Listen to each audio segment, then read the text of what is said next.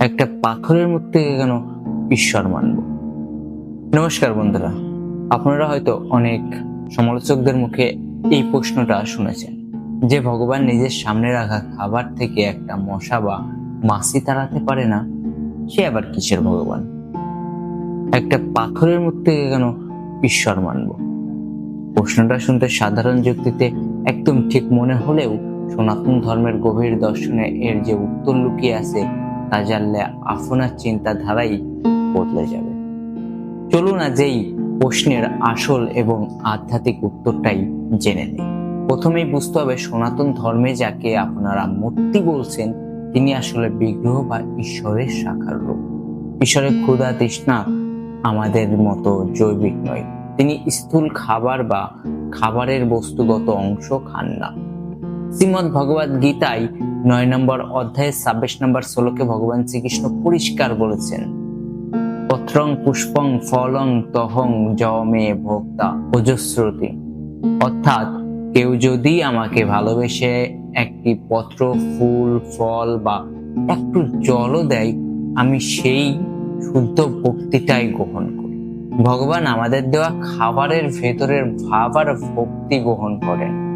তার কাজ শেষ হওয়ার পর সেই খাবার সাধারণ বস্তু থেকে প্রসাদে পরিণত হয়। তাই সেই স্থূল খাবারে মাছি বসলো কি বসলো না, তাতে ঈশ্বরের কিছু যায় আসে না।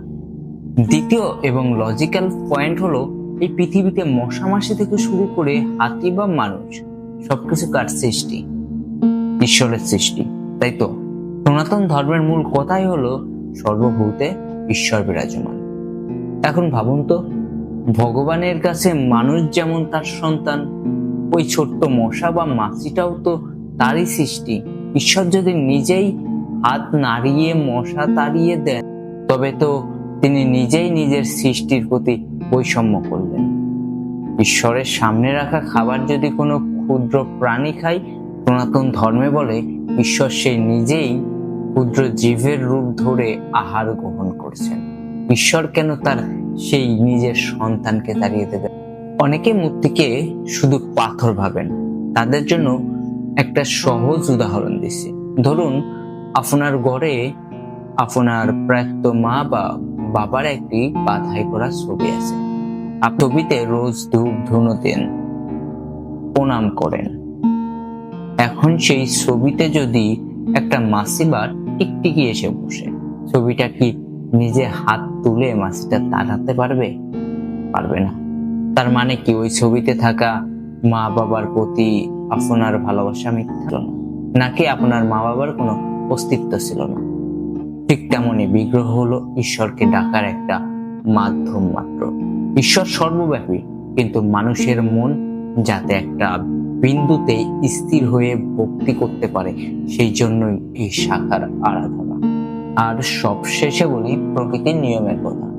ঈশ্বর এই মহাবিশ্ব পরিচালনার জন্য কিছু নিয়ম বানিয়েছেন, আর তিনি নিজেই সেই নিয়ম ভাঙেন না।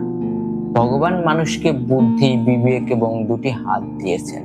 ঈশ্বরকে নিবেদন করা প্রসাদ যেন পরিষ্কার থাকে, তা ঢেকে রাখা এবং চারপাশ পরিচ্ছন্ন রাখার দায়িত্ব মানুষের, অর্থাৎ আপনার ও আমার। পরীক্ষায় পাশ করার জন্য যেমন নিজে পড়তে হয়, ভগবান এসে খাতায় লিখে দেন না, ঠিক তেমনি প্রসাদ থেকে মাছি তাড়ানোর দায়িত্ব মানুষের, বিগ্রহের নয়। তাই প্রিয় বন্ধুরা, যিনি মূর্তি মাছি তাড়াতে পারে না বলে ভগবানকে তুচ্ছ করছেন, তিনি আসলে ভগবানের বিশালতা এবং সনাতন ধর্মের উদারতা বুঝতে পারেননি। ভগবান অহংকার করে মাছি তাড়ান না, বরং তিনি শেখায় যে জগতের প্রতিটি ক্ষুদ্র প্রাণীর ভরণ পোষণের দায়িত্বও তার। ভিডিওটি ইনফরমেটিভ মনে হলে অবশ্যই লাইক করবেন, আর এমন আরো আধ্যাত্মিক ও যুক্তিমূলক ভিডিও পেতে আমাদের ইউটিউব চ্যানেলটি সাবস্ক্রাইব করতে ভুলবেন না। আপনার মতামত কমেন্টে জানাবেন। সবাই ভালো থাকবেন। নমস্কার। হরে কৃষ্ণ।